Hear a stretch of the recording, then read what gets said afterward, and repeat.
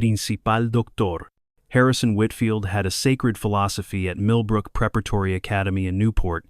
Rhode Island scholarship students should remain eternally grateful for the privilege of breathing the same air as America's future leaders, and never, ever forget their inferior breeding. For 9 years, he'd systematically crushed working-class students through academic manipulation, social humiliation, and psychological warfare disguised as character development and teaching proper respect. But when he publicly degraded 17-year-old Casey Reynolds in the marble-lined main corridor, declaring her blue-collar trash unfit for civilized society, he had no idea the quiet Chicago transfer possessed Golden Gloves boxing skills that would put him on the floor before his next breath. What started as routine elite intimidation would explode into a viral phenomenon that exposed decades of institutional classism at one of America's most prestigious preparatory academies. Right now, someone reading this is remembering their own moment in a hallway, cafeteria, or classroom where they were told they didn't belong because of where they came from. Maybe you stayed silent. Maybe you fought back. Maybe you're still carrying that moment with you. Those experiences shape who we become, and sometimes they shape who we refuse to become. The morning of March 15th began like every other day at Millbrook Preparatory Academy, with 17-year-old Casey Reynolds arriving at 7:45 a.m. in her mother's rusted Honda Civic, the engine making sounds that suggested major repairs they couldn't afford. She'd been at Millbrook for exactly 1 semester, since transferring from a Chicago public school, where her single mother had worked double shifts as a hospital orderly to scrape together enough money for their move to Rhode Island after losing their apartment to gentrification. Casey had learned that survival in elite environments required constant vigilance and strategic invisibility. At 5 feet 6 inches, with shoulder-length auburn hair, usually pulled into a practical ponytail, and green eyes that observed everything while revealing nothing, she wore the same Millbrook uniform as her 600 classmates, though hers came from the school's gently used clothing exchange rather than the boutique where most families spent $3,000 outfitting their children each year. Her blazer was perfectly pressed, but showed subtle signs of previous ownership, a tiny repair near the left cuff, fabric slightly faded compared to newer versions, buttons that didn't quite match the original set. Her shoes were polished to military standards but clearly bought second-hand, lacking the soft leather and perfect construction that marked footwear costing $800 per pair. What none of her classmates knew was that Casey Reynolds had earned a Golden Gloves championship in Chicago's amateur boxing circuit, trained by Miguel Santos, a former professional fighter who'd opened a gym in her old neighborhood, specifically to teach kids from broken homes how to protect themselves. Her mother, Linda Reynolds, had enrolled her after Casey came home from 8th grade with a black eye from older girls who targeted her for wearing the same clothes 3 days in a row. Santos had taught her that boxing wasn't about violence, it was about discipline, strategy, and the confidence that came from knowing you could defend yourself when cornered. Never look for trouble, Maya, Santos had repeated during thousands of hours of training. But when trouble finds you, end it fast and clean. The goal is survival, not destruction. Casey had hoped those skills would remain theoretical at Millbrook Preparatory Academy, where she intended to maintain perfect grades, avoid attention, and earn the scholarships that would lift her family out of poverty permanently. She'd deliberately hidden her boxing background, understanding that elite institutions viewed working-class strength as threatening rather than admirable. She was catastrophically wrong about staying invisible. Dr. Harrison Whitfield ruled Millbrook's administration like a feudal lord, where his word was absolute law, and questioning his authority resulted in swift expulsion disguised as mutual agreement to seek educational opportunities elsewhere.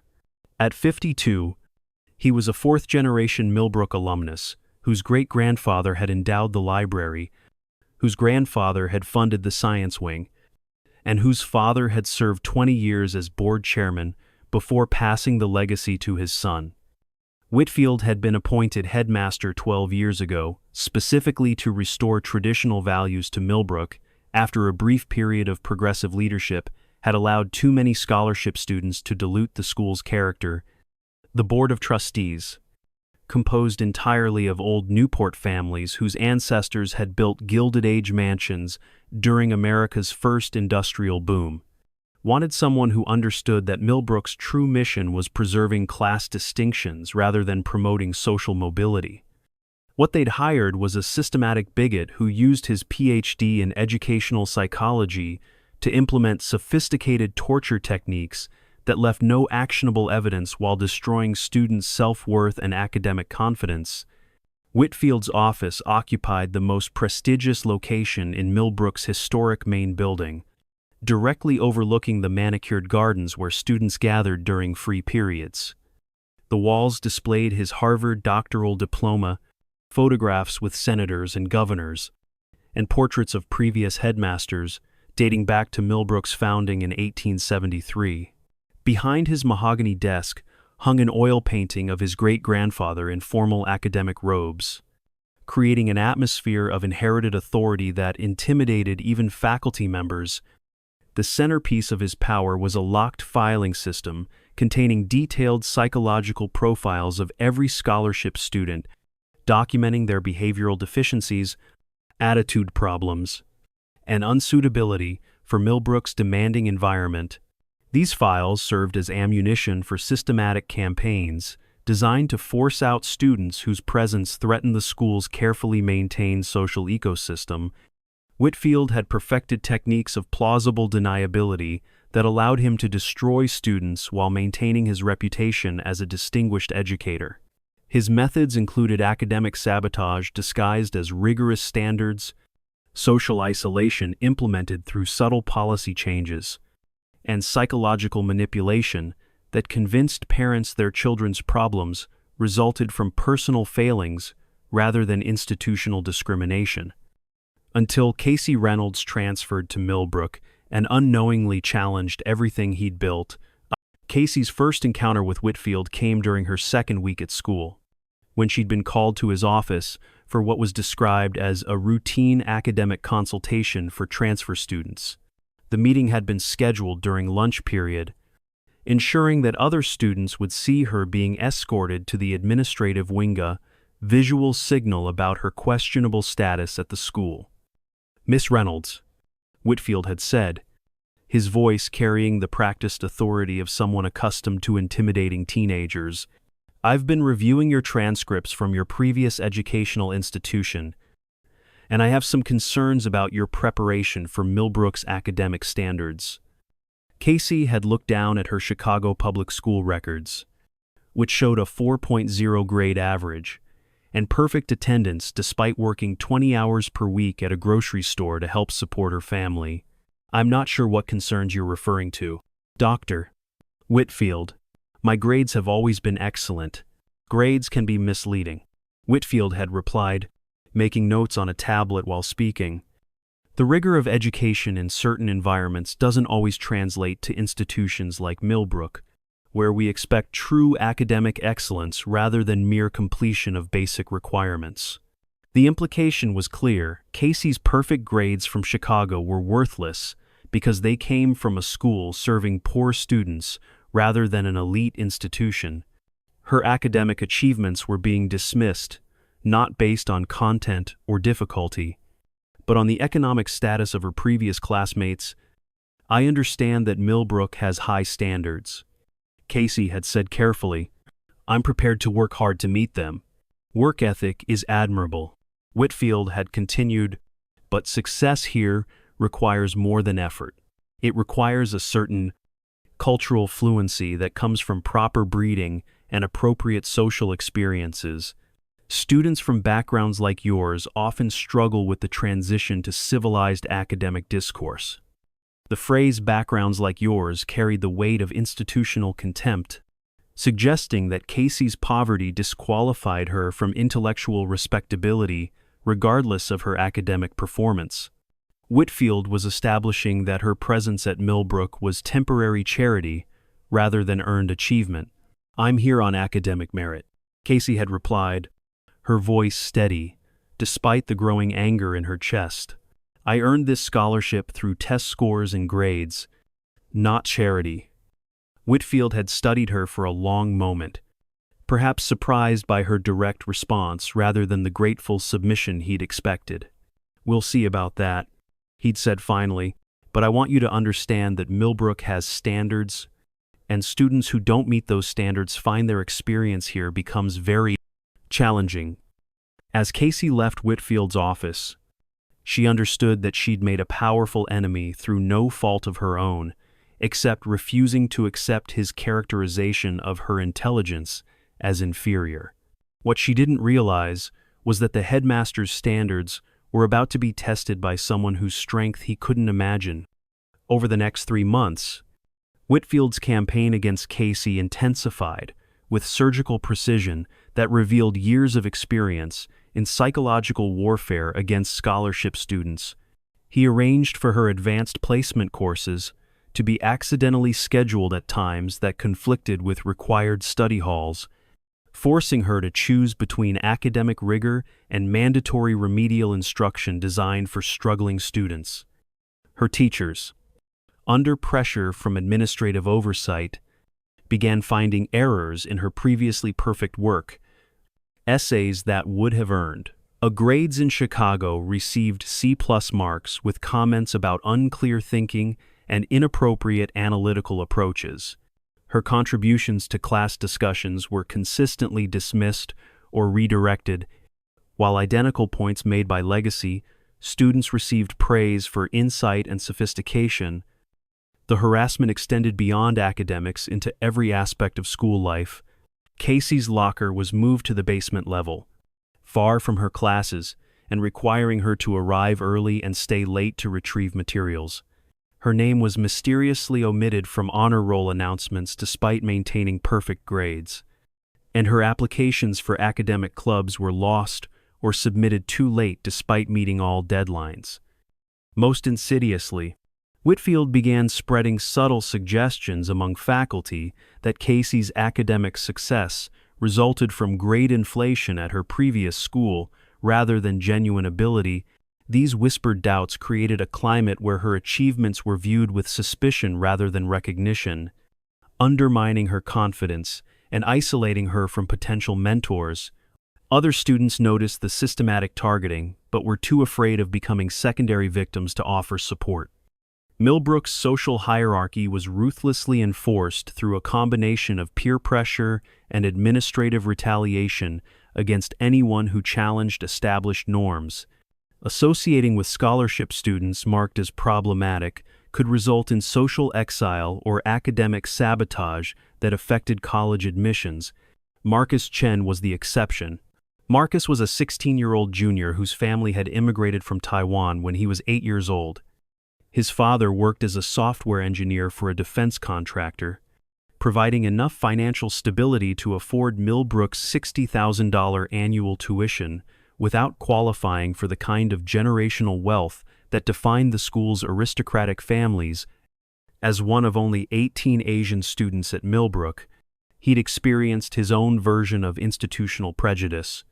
Though his family's professional status and his exceptional academic abilities had provided some protection from overt harassment, Marcus had been watching Whitfield's treatment of Casey with growing concern, recognizing patterns that reminded him of his own early struggles to navigate Millbrook's hostile environment. He'd also noticed that Casey's academic performance was extraordinary despite constant disruption, suggesting intelligence and resilience that most students couldn't maintain under systematic pressure. During lunch on a cold February afternoon, Marcus made a decision that would change both of their lives. He approached Casey's isolated table in the dining hall's back corner, where she sat alone with a brown bag lunch that clearly came from home rather than Millbrook's gourmet food service. "Mind if I sit here?" Marcus asked, his voice carefully casual despite the attention the action would draw from other students. Casey looked up, surprised by unexpected social contact. "Of course. I'm Casey. Marcus," he replied, settling into the chair across from her and immediately noticing how conversations at nearby tables decreased in volume as students focused on their interaction. "I've been watching what's happening to you with Whitfield and the administration. That's not normal. Even for Millbrook, I thought all scholarship students got extra attention," Casey said, though her tone suggested she understood the targeting was more systematic than typical adjustment difficulties. "This is different," Marcus said quietly. "Whitfield has done this to other students over the years. But most transfer out within a semester or accept being academic outcasts. You're handling it differently." Casey considered this information while eating her homemade sandwich. "What happened to the other students?" "Most left Millbrook, claiming it wasn't the right fit. A few stayed but became invisible, never participating in class or applying for competitive programs. One girl, Jennifer Walsh, tried to file complaints with the board, but nothing happened because Whitfield documented everything as legitimate academic concerns." "What about evidence? Did anyone try to document what was really happening?" Marcus smiled slightly, recognizing that Casey was thinking strategically rather than just accepting victimization. "That's where I might be able to help. I'm pretty good with technology, and I've been thinking that someone needs to create a record of how this school really operates." Their conversation was interrupted by the arrival of Preston Vandenberg. "Dr. Whitfield's star pupil and a senior whose family had donated $8 million for Millbrook's new athletics complex." Preston embodied everything.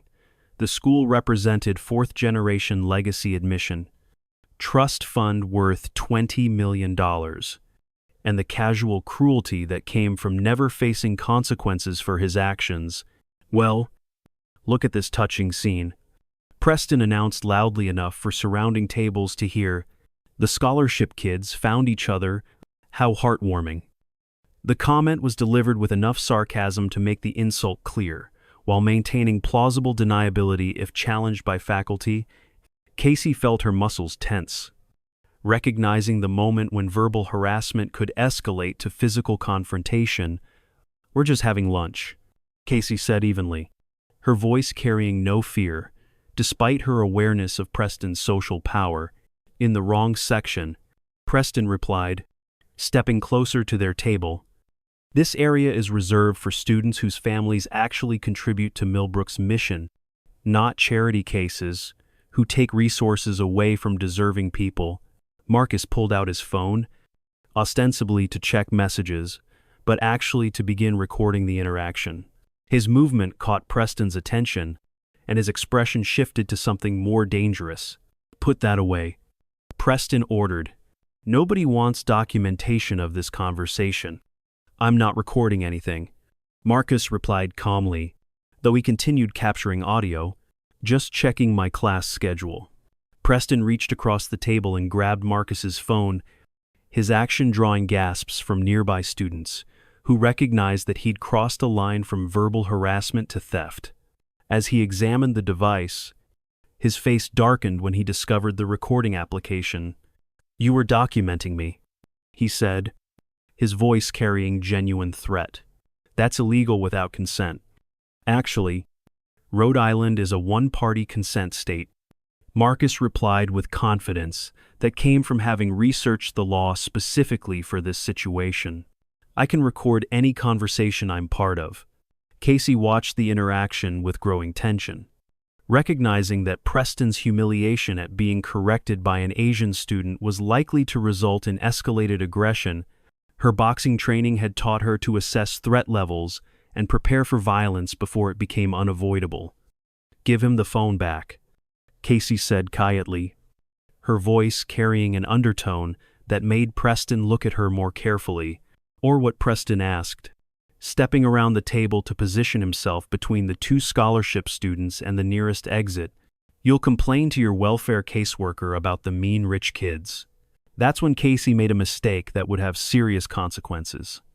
Instead of de-escalating or seeking help from faculty, She allowed her anger at months of harassment to override her training about avoiding confrontation. "Or I'll take it back myself," she said, standing up and facing Preston directly. The challenge was exactly what Preston had been hoping for.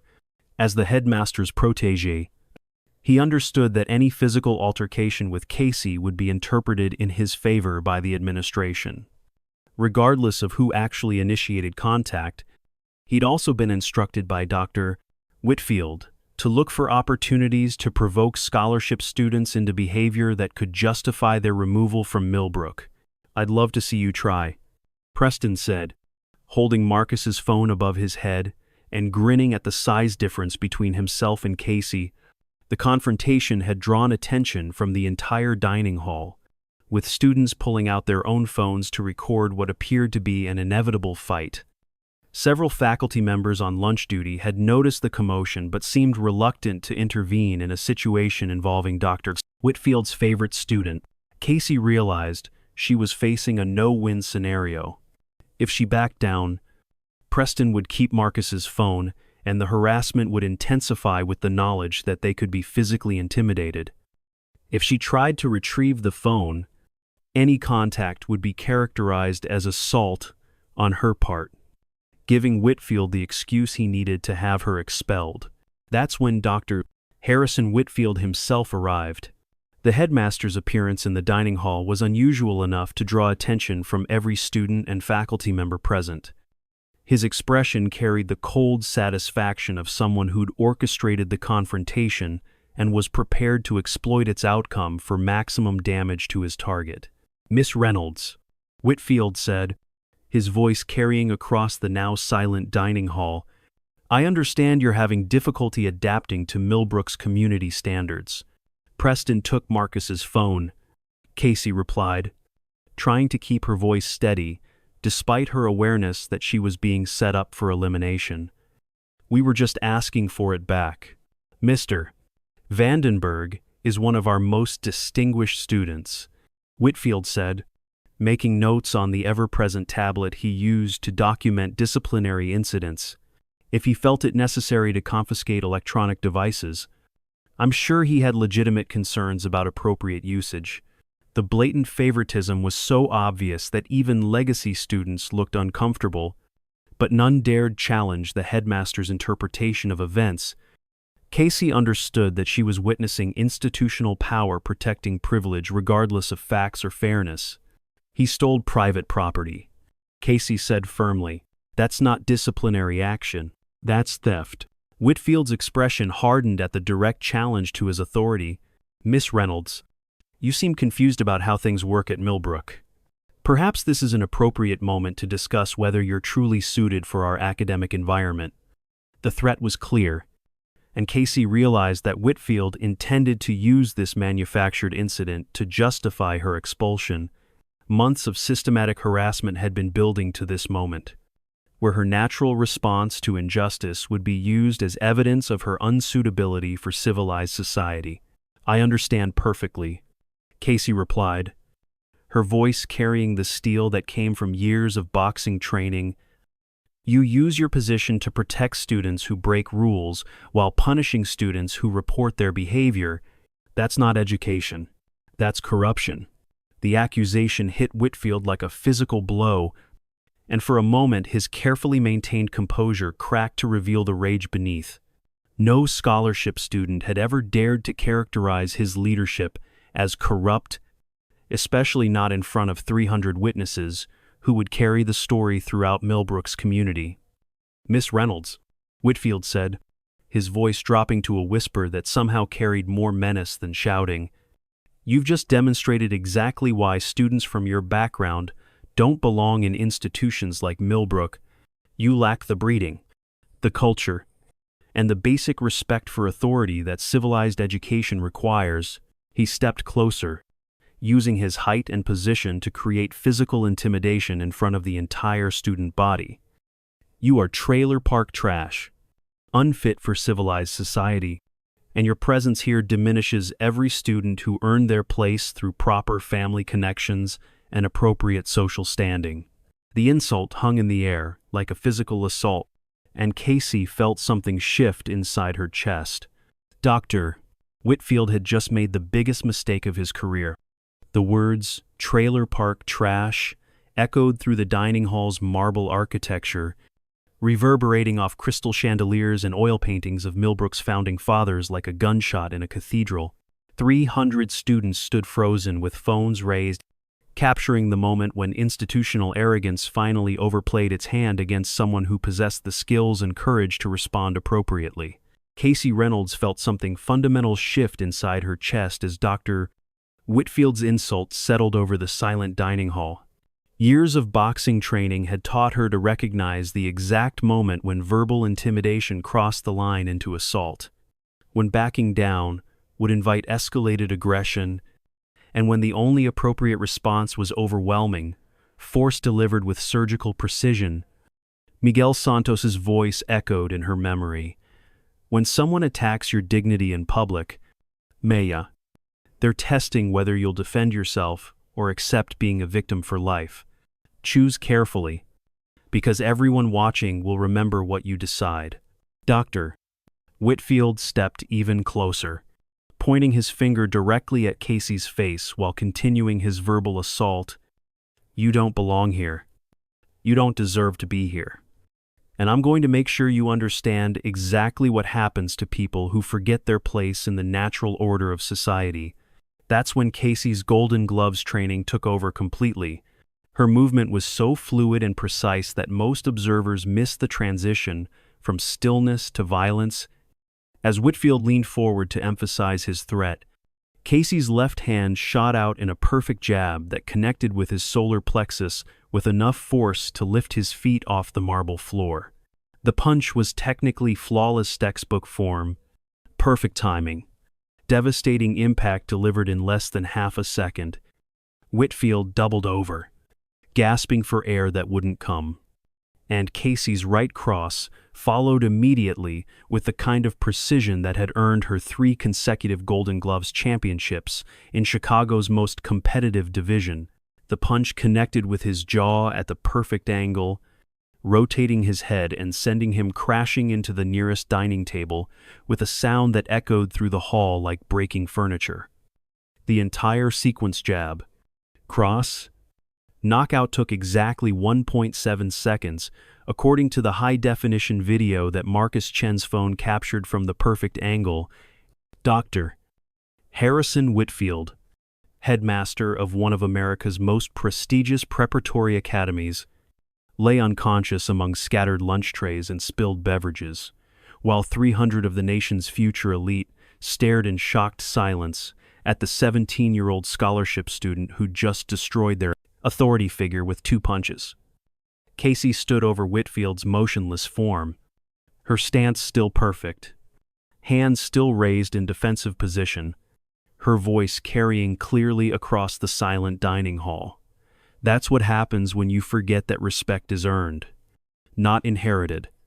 The silence lasted exactly 4 seconds before the dining hall erupted into chaos. Students screamed, phones appeared from every direction, and faculty members rushed toward the scene while shouting contradictory instructions. Preston Vandenberg backed away from Casey with genuine fear in his eyes, suddenly understanding that the charity case he'd been tormenting possessed skills that made his social advantages meaningless in physical confrontation. Marcus Chen had captured everything in perfect high-definition video, from Whitfield's verbal assault to Casey's textbook boxing combination to the headmaster's unconscious collapse. More importantly, he'd been live-streaming the encounter to a private social media account he'd created, specifically for documenting institutional abuse at Millbrook. Holy shit, Marcus whispered, staring at his phone screen where comments were already flooding in from viewers who'd witnessed the confrontation in real time. Casey, we have 200 people watching this live, and the numbers are climbing exponentially. Casey felt the adrenaline beginning to fade, replaced by the cold realization that she just physically assaulted the most powerful person at Millbrook Preparatory Academy in front of hundreds of witnesses. Her boxing training had prepared her for the mechanics of self-defense, but nothing could have prepared her for the institutional consequences of defending herself against systemic abuse. Miss Reynolds. The voice belonged to Mrs. Patricia Hoffman, Millbrook's assistant headmaster, and the only administrator who'd shown Casey any kindness during her difficult semester. What happened here? Dr. Whitfield called me trailer park trash and threatened to have me expelled for defending Marcus from Preston's harassment. Casey replied, her voice steady despite her racing heart. When he got physical with his intimidation, I defended myself. Mrs. Hoffman looked down at Whitfield's unconscious form, then at the sea of recording phones surrounding them. As a 20-year veteran of elite education, she understood immediately that this incident would have consequences far beyond normal school discipline. The combination of documented verbal abuse, physical intimidation, and a scholarship student's violent response had created a public relations nightmare that could destroy careers and institutional reputations. Everyone put your phones away immediately, Mrs. Hoffman commanded, though she knew the instruction was pointless. The footage had already been captured, uploaded, and shared beyond any possibility of containment. Preston, return Marcus's phone right now. Preston hastily handed over the device, his previous arrogance replaced by obvious fear of the girl who just knocked out the headmaster with professional boxing techniques. The social dynamics that had governed Millbrook for over a century had just been shattered by someone who refused to accept that economic status determined how much abuse she was required to tolerate. The school nurse arrived with a medical kit and began assessing Whitfield's condition while campus security cordoned off the area. The headmaster was breathing but unconscious, with obvious signs of concussion and a jaw that appeared to be broken from Casey's perfectly executed right cross. We need to call paramedics, the nurse announced, and probably the police. No police. Mrs. Hoffman said quickly, understanding that law enforcement involvement would transform this into a criminal matter that would attract media attention. This is a school disciplinary issue that can be handled internally. Marcus Chen looked up from his phone with an expression that mixed excitement and concern. Mrs. Hoffman, I don't think this can be handled internally anymore. The live stream has gone viral. We're up to 15,000 viewers, and major news outlets are already requesting interviews. The assistant headmaster's face went pale as she processed the implications. In the age of social media, institutional damage control was impossible when clear video evidence contradicted official narratives. Every major news organization in America would soon have access to high-definition footage of a prestigious prep school headmaster verbally assaulting a scholarship student before being knocked unconscious by her response. Mrs. Hoffman, Casey said quietly, I want to call my mother and a lawyer before anyone else interviews me about what happened. The request demonstrated a level of legal sophistication that surprised the administrator, who'd assumed that working-class families wouldn't understand their rights in confrontations with elite institutions. Casey's boxing training had included extensive education about self-defense laws, legal documentation, and the importance of proper representation when dealing with authority figures who possessed institutional advantages. 20 minutes later, as paramedics loaded Dr. Whitfield onto a stretcher for transport to Newport Hospital, Casey sat in Mrs. Hoffman's office with her mother and Jennifer Walsh, a civil rights attorney who specialized in educational discrimination cases. Walsh had driven from Providence immediately after Marcus's live stream caught the attention of activists who'd been monitoring Millbrook's treatment of scholarship students. Casey, Walsh said, reviewing the video footage on Marcus's phone. What you did was legally justified self-defense against a much larger man who was using his position of authority to intimidate and threaten you. But we need to be prepared for the fact that elite institutions don't usually accept legal consequences for their actions without a fight. Linda Reynolds, Casey's mother, looked exhausted from working a double shift at the hospital before being called to Millbrook for an emergency conference. What kind of consequences are we talking about? Best case scenario, Walsh replied. Casey receives national recognition as a student who stood up to institutional bullying. Whitfield faces criminal charges for harassment and civil rights violations, and Millbrook implements comprehensive reforms to prevent future discrimination. Worst case scenario, they try to have her arrested for assault and use their political connections to destroy your family's reputation. As if summoned by her words, Preston Vandenberg's father, William Vandenberg III, arrived at the school accompanied by 3 lawyers and a crisis management consultant. The Vandenberg family controlled the largest investment bank in New England, and their political influence extended to the governor's office and both Senate seats from Rhode Island. Mrs. Hoffman, William Vandenberg announced without preamble, "My son witnessed an unprovoked assault on Dr. Whitfield by a scholarship student with documented behavioral problems. We demand immediate expulsion and criminal prosecution. Mr. Vandenberg." Jennifer Walsh replied before Mrs. Hoffman could respond. "Your son committed theft by taking another student's phone, and there's clear video evidence that Dr. Whitfield initiated the confrontation with verbal assault and physical intimidation. Any prosecution would result in civil rights charges against school officials."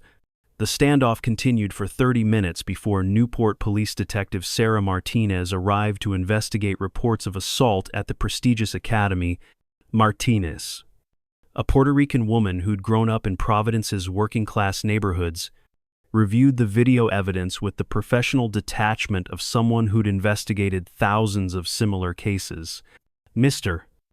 Vandenberg," Detective Martinez said after watching Marcus's footage 3 times, "This video shows your son committing theft, a school administrator verbally assaulting a minor, and that same administrator using physical intimidation before the student defended herself with minimal force. If anyone's getting arrested here, it's not going to be Miss Reynolds." The detective's assessment sent shockwaves through Millbrook's administrative hierarchy, which had operated for decades under the assumption that their social connections provided immunity from legal accountability. The possibility that Dr. Whitfield might face criminal charges for behavior they'd considered normal disciplinary procedure exposed how far the school's culture had drifted from legal and ethical standards. By 6 p.m. that evening, the story had exploded across every major news platform in America. The hashtag #Millbrook Knockout was trending nationally, with the video being shared by celebrities, politicians, and civil rights organizations. The footage showed clear evidence of institutional classism, verbal abuse of a minor, and a perfect example of self-defense against someone twice the victim's size. CNN's Anderson Cooper led his evening broadcast with the story tonight. "We're examining disturbing footage from one of America's most elite preparatory schools, where a headmaster's verbal assault on a scholarship student ended with him unconscious on the dining hall floor. The video raises serious questions about class discrimination in private education and what happens when institutional bullying meets someone willing to fight back." Fox News took a different angle, with Tucker Carlson questioning whether Casey's response was proportionate. Is physical violence ever justified against verbal insults, even offensive ones? And what does this incident tell us about the breakdown of respect for authority in American schools? MSNBC's Rachel Maddow connected the incident to broader patterns of educational inequality. The Millbrook footage exposes how elite institutions use psychological warfare to maintain class distinctions, and how technology is finally providing accountability for abuse that's been hidden for generations. The media attention transformed Casey from an unknown scholarship student into a national symbol of working-class resistance against institutional oppression. Her calm demeanor in post-incident interviews, combined with her articulate explanations of the systematic harassment she'd endured, created a compelling narrative that resonated with millions of Americans who'd experienced similar class-based discrimination. "I didn't want to hurt Dr. Whitfield," Casey told ABC's Robin Roberts during a primetime interview, "But when someone uses their power to dehumanize you in front of hundreds of people, you have to decide whether you're going to accept being treated as less than human or stand up for your dignity.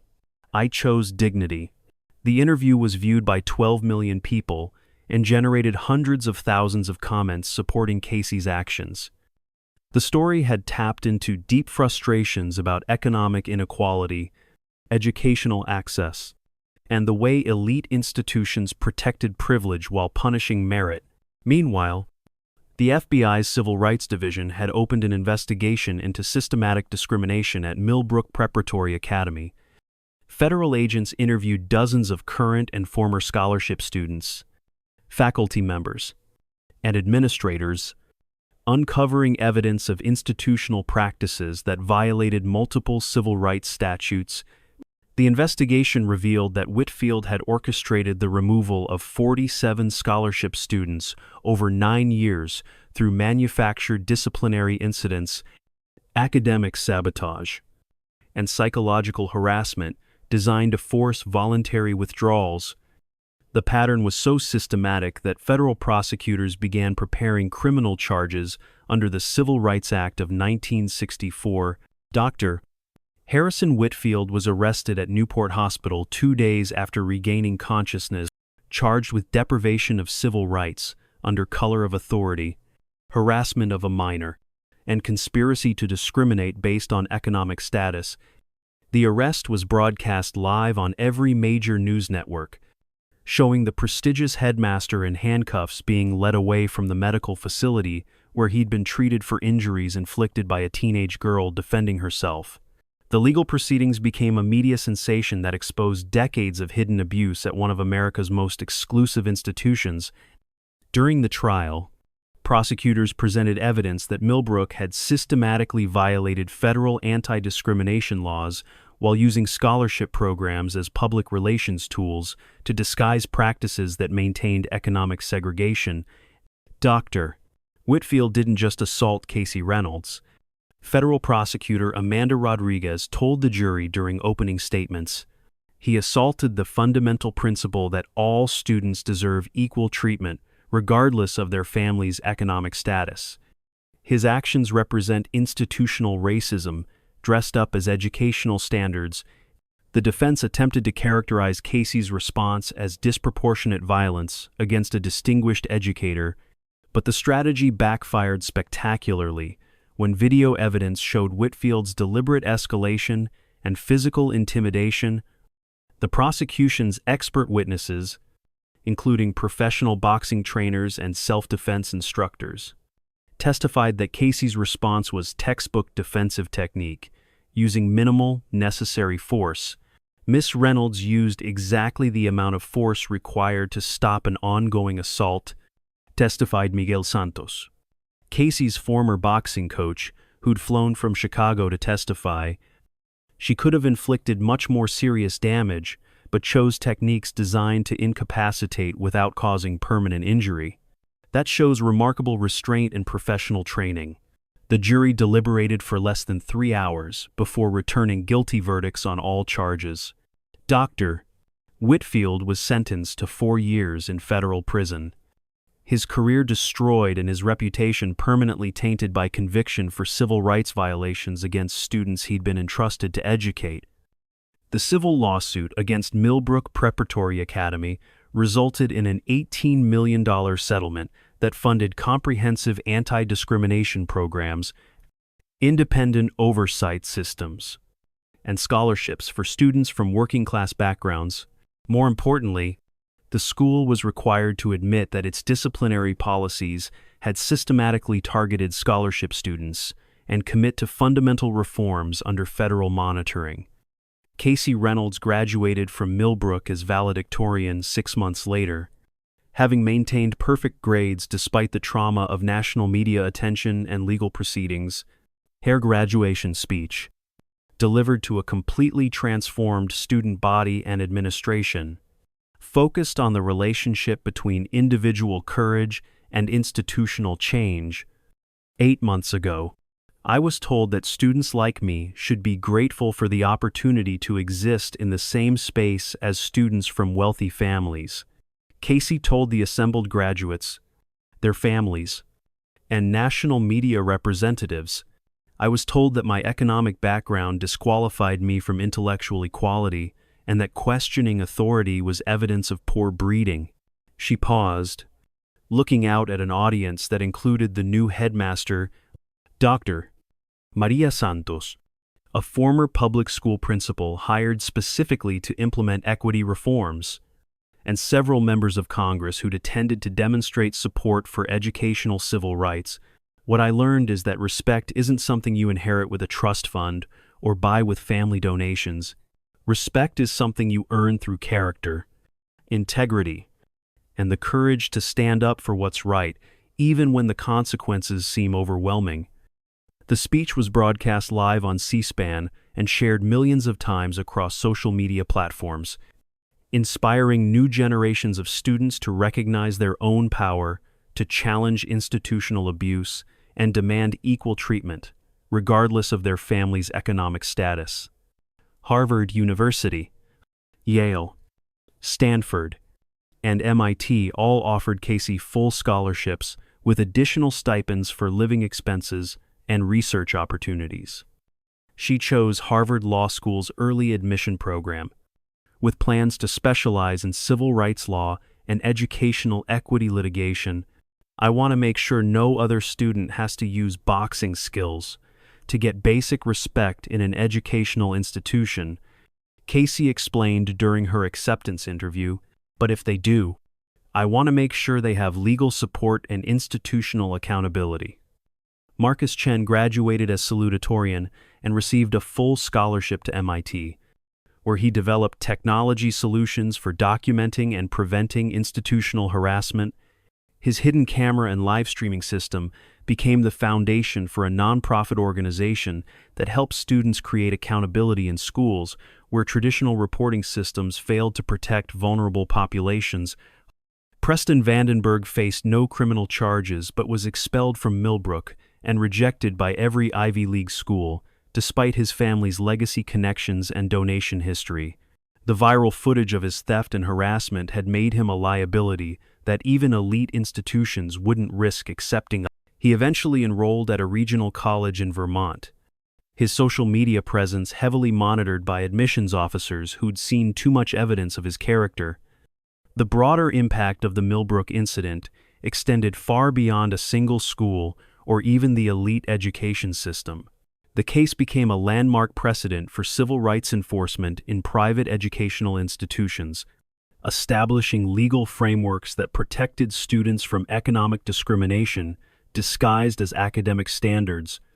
Congress passed the Educational Equity Act, requiring all private schools receiving any form of federal funding to implement transparent disciplinary procedures, anonymous reporting systems, and regular audits of demographic patterns in academic and disciplinary outcomes.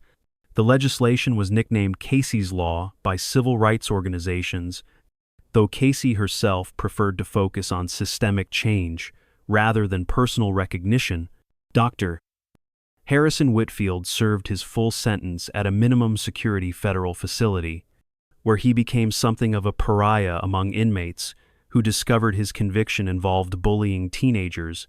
Prison records indicated he spent most of his incarceration in protective custody, reading books about educational psychology and writing letters of apology that Casey never answered. Upon his release, Whitfield found himself unemployable in education and toxic to any organization concerned about public relations. He eventually took a job stocking shelves at a grocery store in rural Vermont, his fall from prestige to working-class employment serving as a reminder that power without integrity was ultimately fragile.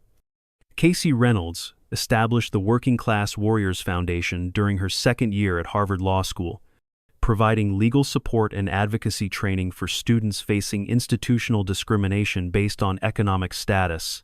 The organization's motto, borrowed from her boxing training, was simple: defend yourself, defend others. and never forget where you came from.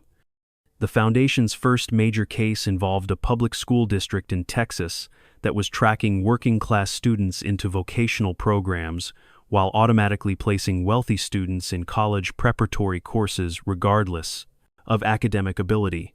Casey's legal team won a federal judgment requiring the district to eliminate economic bias in educational placement decisions and provide compensatory education for students who'd been systematically underserved. Every victory in court means that some other kid won't have to fight the battles I fought, Casey told reporters after winning the Texas case. But more importantly, it means that institutions are learning they can't hide behind tradition and prestige when they're violating students' civil rights. 5 years after the Millbrook incident, Casey was invited to deliver the keynote address at the annual meeting of the National Association of Independent Schools, where hundreds of headmasters and board members gathered to discuss challenges facing elite education. The irony of the invitation wasn't lost on anyone. The same organization that had once viewed her as a threat to educational stability now sought her expertise on creating inclusive institutional cultures. Institutional change is possible, Casey told the assembled educators, but it requires acknowledging that economic diversity strengthens rather than weakens academic communities. When you exclude brilliant students because their parents work with their hands instead of moving money around spreadsheets, you're not protecting educational quality. You're protecting class privilege at the expense of intellectual excellence. The speech received a standing ovation from administrators who'd spent years implementing reforms inspired by the Millbrook case, though Casey noted that several attendees seemed uncomfortable with direct challenges to their institutional assumptions. By the time Casey graduated from Harvard Law School, she'd become one of the most recognized civil rights advocates in America, with a particular focus on educational equity and working-class empowerment. Law firms competed to recruit her, but she chose to establish her own practice, specializing in cases involving institutional discrimination and abuse of authority.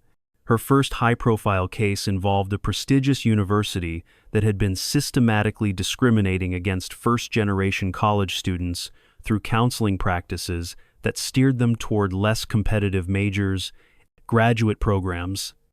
The case resulted in a $40 million settlement and comprehensive policy reforms that created pathways for working-class students to access the same opportunities as their wealthy classmates. Education should be the great equalizer, Casey explained during a 60 Minutes interview celebrating her 5th anniversary as a practicing attorney. But too often, it's used as a tool to maintain inequality while providing the appearance of merit-based selection. Our job is to make sure that institutions live up to their stated values rather than their hidden biases. The interview featured footage from the original Millbrook incident, now viewed over 50 million times across various platforms, alongside current shots of the transformed academy, where students from diverse economic backgrounds learn together without the systematic harassment that had once characterized elite education. Dr. Maria Santos, Millbrook's headmaster since Whitfield's conviction, appeared in the segment to discuss the school's transformation. Casey Reynolds didn't just defend herself in our dining hall, she defended the principle that all students deserve respect, regardless of their family's economic circumstances. Our school is stronger, more diverse, and more academically rigorous because we finally started living up to our educational mission rather than our social prejudices. The program concluded with footage of Casey teaching self-defense classes to high school students in working-class communities, combining physical techniques with legal education about civil rights and institutional accountability. Her students learned not just how to throw effective punches, but how to document harassment, access legal resources, and build coalitions that could challenge institutional abuse. Physical self-defense is important, Casey told her students during a class filmed for the documentary, but legal and political self-defense is what creates lasting change.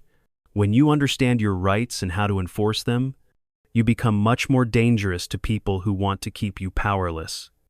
10 years after throwing the punches that changed American elite education, Casey Reynolds stood before the Supreme Court of the United States, arguing a case involving systematic discrimination against rural students in university admissions.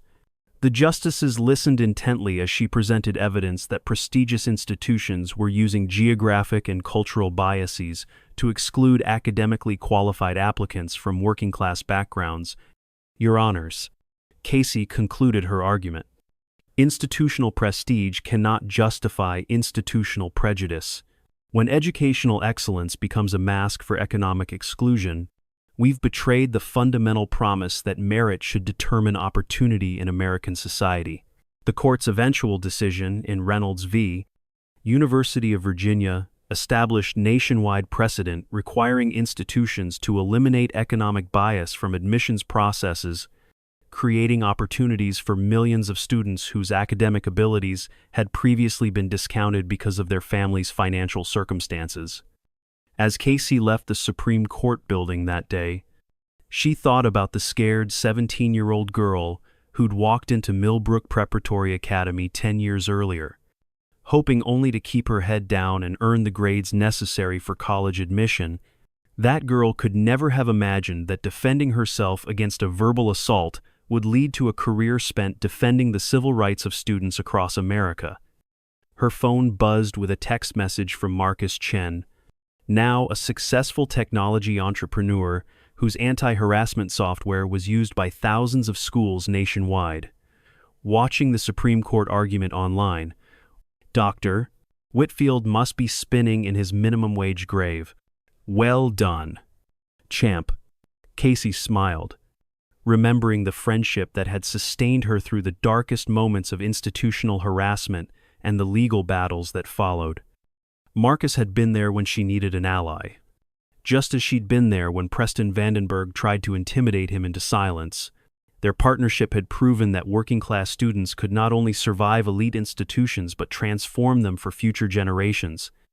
The victory at the Supreme Court was featured on the front page of every major newspaper in America, with headlines celebrating the expansion of educational civil rights and the continuing impact of the young woman who'd refused to accept that her economic background disqualified her from equal treatment. But for Casey Reynolds, the real victory wasn't in legal precedents or media recognition. It was in the thousands of students who now attended elite institutions without fear of harassment, the working-class families who could afford college because of expanded financial aid programs, and the institutional cultures that had been forced to choose between their prejudices and their educational missions. The trailer park trash that Dr. Whitfield had tried to humiliate had grown up to become one of America's most effective advocates for educational justice, proving that respect truly was earned rather than inherited, and that courage could transform even the most entrenched systems of privilege and abuse. Every punch she'd thrown in that Millbrook dining hall had been worth it. Casey Reynolds' story demonstrates that institutional change often requires individual courage to confront abuse, document injustice, and demand accountability from systems designed to protect privilege. Her transformation from harassed scholarship student to Supreme Court advocate proves that working-class strength, both physical and intellectual, can reshape American institutions when combined with strategic thinking and unwavering determination. The two punches that knocked out a headmaster ultimately knocked down barriers that had excluded countless students from educational opportunities they'd earned through merit rather than inheritance.